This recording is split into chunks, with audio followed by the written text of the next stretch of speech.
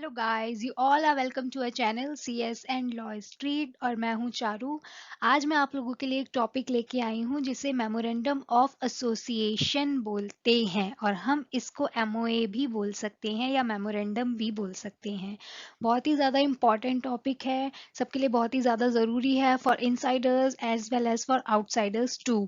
तो बहुत बेसिक चीज़ें सबको पता होनी चाहिए। Section 4 of the companies act 2013 deal करता है इस टॉपिक के साथ।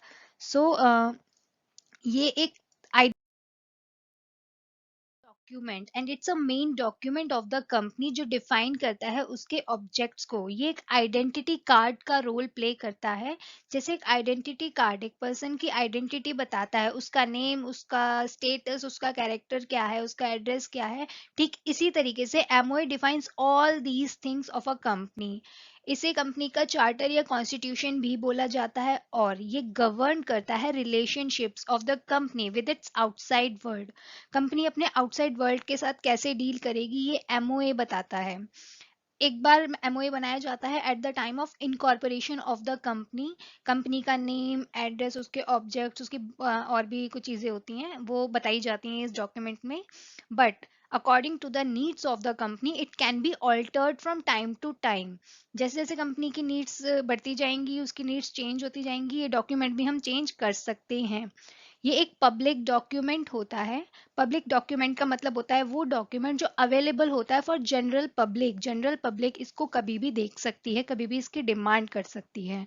सो ये एक and it plays a role of identity card so that कि जो जनरल पब्लिक है वो इस कंपनी के बारे में जान सकती है इस डॉक्यूमेंट के थ्रू कि कंपनी का नेम क्या है, उसका कैरेक्टर क्या है।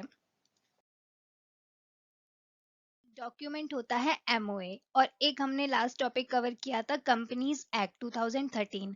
सो बेसिकली कंपनीज एक्ट भी वही चीजें बता रहा है, कंपनी की एक बाउंड्री तय कर देता है कि कंपनी इसके बाहर नहीं जा सकती, और एमओए भी यही चीज बता रहा है। तो दोनों में डिफरेंस क्या है? सो कंपनीज एक्ट एक ब्रॉड टर्म है, ये ब्रॉडली कवर करता है ऑल कंपनीज को, और एमओए कवर करता है एक सिंगल कंपनी को। एज वेल एज जो कोई भी एमओए में ऐसा प्रोविजन नहीं हो सकता जो कंपनीज एक्ट को एक्सीड कर जाए। मतलब एक आप ऐसे समझ सकते हैं कि कंपनीज एक्ट एक बाउंड्री है, एमओए को उसके अंदर ही डील करना है, वो उसके अंदर कितना भी खेल सकता है बट उसके बाहर नहीं जा सकता। It can't cross it's boundaries. Basically MOA का पर्पस होता है कि जनरल पब्लिक जान सके कंपनी के बारे में। लाइक मैं अगर इन्वेस्ट करती हूँ किसी कंपनी में, अपना पैसा देती हूँ उस कंपनी को, सो मुझे पूरा राइट है ये जानने का कि मेरा पैसा कहाँ यूज होने वाला है। ठीक इसी तरीके से अगर मैं डील करती हूँ एज अ सप्लायर कंपनी के साथ या किसी भी तरीके से, तो मैं एमओए के थ्रू पता कर सकती हूँ कि कंपनी का ऑब्जेक्ट क्या है, और मैं ये भी चेक कर सकती हूँ कि कंपनी क्या अपने ऑब्जेक्ट में काम कर रही है या नहीं।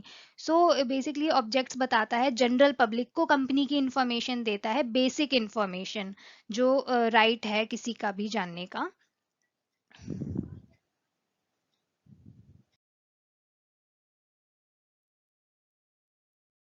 इसका अपना एक फॉर्मेट होता है, एमओए किस तरीके से बनाया जाता है।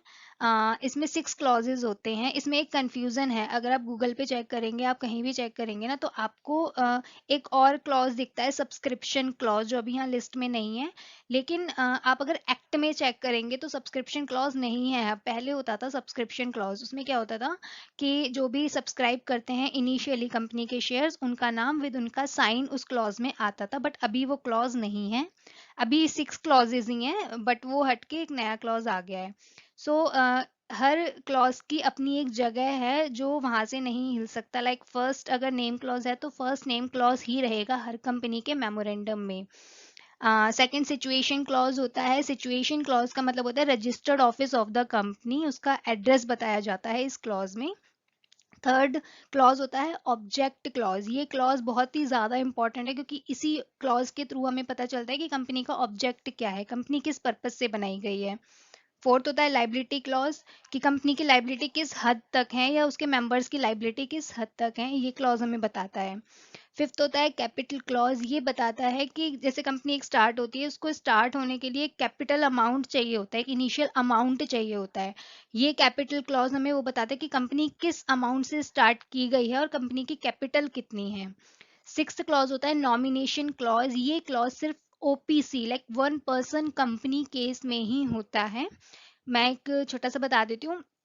इस क्लॉज में बताया जाता है ओपीसी जो कंपनी होती है उनमें एक मेंबर होता है, तो इस क्लॉज में वो एक और नाम नॉमिनेट करता है। नॉमिनी का मतलब तो सबको पता है, वो एक नॉमिनी एक तरीके से अपॉइंट कर देता है इसमें कि in the case of death of that one person of the company, वो जो नॉमिनी है will become the member of the company. Her clause का अपना सेपरेट सेक्शन है, सेपरेट डिटेल्ड प्रोविजंस हैं, बट यहाँ पे ये बताया गया कि इसका फॉर्मेट है, इसके क्लॉजेज हैं, ये याद कर लेना, एमओए के 6 क्लॉजेस होते हैं।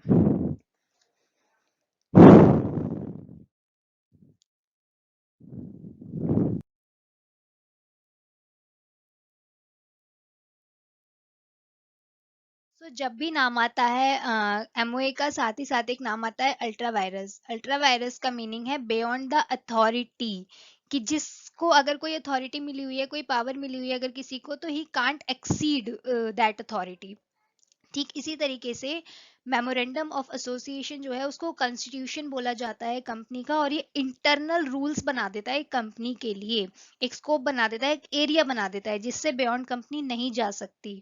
सो कोई कंपनी अगर उससे बियॉन्ड जाती है, अपने एमओए से बियॉन्ड जाती है, तो उसको अल्ट्रा वायरस बोला जाता है। और अल्ट्रा वायरस एक तरह से धोखा होता है आउटसाइडर्स के साथ। आउटसाइडर्स तो डील कर रहे हैं ना कंपनी के साथ उस एमओए पे बिलीव करके, तो अगर आप उस एमओए को ही फॉलो नहीं करोगे तो ये तो धोखा हो गया, और ये एक्ट सरासर वॉइड होते हैं कंपनीज एक्ट में। सो जनरल पब्लिक के पास ये एक तरह से अथॉरिटी होती है, एक राइट होता है कि वो एमओए पे विश्वास कर सकते हैं, क्योंकि कंपनी अगर उस एमओए के खिलाफ जाती है, उससे अगेंस्ट जाती है, कॉन्ट्रेरी जाती है, तो ये कंपनी की गलती है और उसको पनिश किया जाएगा, और ये एक्ट्स वॉइड भी होते हैं। सो एमओए है, सेक्शन 4 है, 6 क्लॉजेज होते हैं। सब्सक्रिप्शन क्लॉज में कंफ्यूज नहीं होना है, क्योंकि अब 6 क्लॉजेज हैं बट सब्सक्रिप्शन क्लॉज नहीं है। एक और चीज बोलूंगी, अगर आपको बहुत ही ज्यादा क्लैरिटी चाहिए किसी भी चीज में, तो प्लीज एक्ट को रेफर करें, किसी भी आर्टिकल पे या किसी भी स्टेटमेंट पे बिलीव ना करें। एक्ट को देखें, एक्ट में बिल्कुल सही चीजें लिखी होती हैं, अपडेटेड देखें with amendments. Okay then bye.